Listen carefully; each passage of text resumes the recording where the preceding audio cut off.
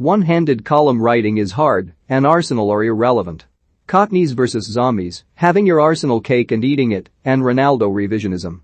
It's just another regular day of media watching. Ryan Mighty, the Sun's arch-moaner Andrew Dillon is back this week to moan about Arsenal fans moaning. It's the classic trope that fans of historically large and successful clubs shouldn't be getting the hump with their team, being dreadful because others have it worse. An entire modern stadium full of the entitled harems Dillon.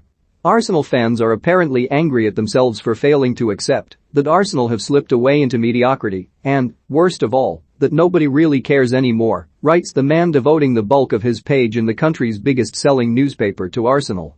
It's familiar enough reductive drivel, of course, deliberately pretending any club's fanbase is a homogeneous entity with one single viewpoint, and that fans of different clubs with different resources and different goals shouldn't have differing expectations and definitions of success.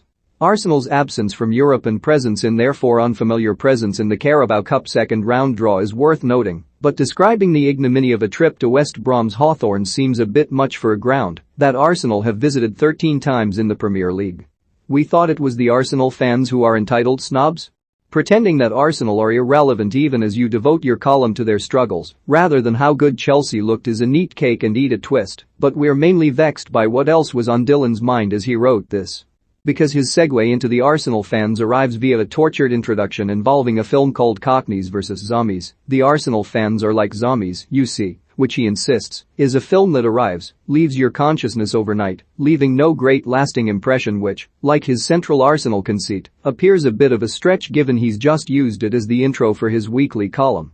But why did it linger in the memory? It stars former EastEnders star Michelle Ryan in a skin-tight vest. Mucky pup. That, perhaps, at least explains why the rest of the column is a bit confused and undistracted and unsure of its point until the payoff. There are supporters everywhere who have been where Arsenal are now and worse. They have seen it, done that, and worn the t-shirt. Although admittedly, not in quite the way as, sick, Michelle Ryan does. A shame that the punchline doesn't quite make sense, but typing one-handed can be a challenge. The sun always shines, it's a cake and eat it special for Dillon this week, who notes elsewhere that "Who needs Harry Kane?" was the headline reaction from wins for both Manchester City and Tottenham this weekend, so he must be rubbish. Dillon sadly fails to specify which newspaper had such reactions, or indeed note that The Sun, for it was they, also managed to make Kane a key plank of their report on Aston Villa's win over Newcastle. Who needs Harry Kane? The Sun do, evidently, although Dillon does at least deserve some credit for sticking to the £160 million fee trumpeted so proudly from the front page a month ago, when the whole transfer was apparently agreed and ready to go. Teenage Dreams Tuesday means Stan Collymore speaking his mind in the Mirror.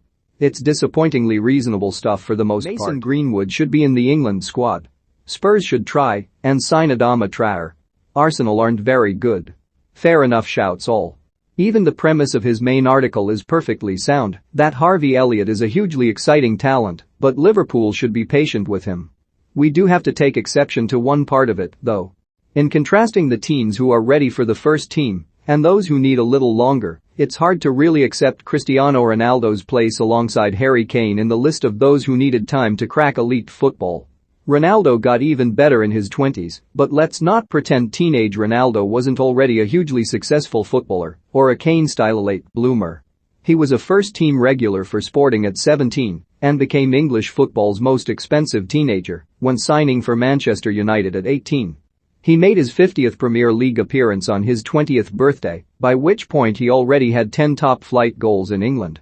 He wasn't the world beater he would go on to be, obviously, but he wasn't Harry Kane, not a regular Premier League starter until after his 21st birthday, and 0 top-flight goals as a teenager, either.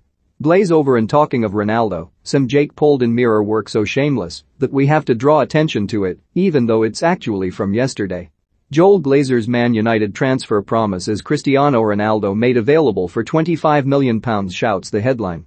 The key word to note there is that seemingly small and insignificant has a conjunction defined in the dictionary, thus used to indicate that something happens during the time when something else is taking place. So what has Joel Glazer said, then? We want this club to always be successful and win trophies. To compete for trophies requires significant investment. Fair enough, the talk of success and trophies and significant investment can reasonably be interpreted and translated into headlinese as a transfer promise. And when did he say it? June. Oh. And did he mention Cristiano Ronaldo or indeed any other player? Take a wild guess.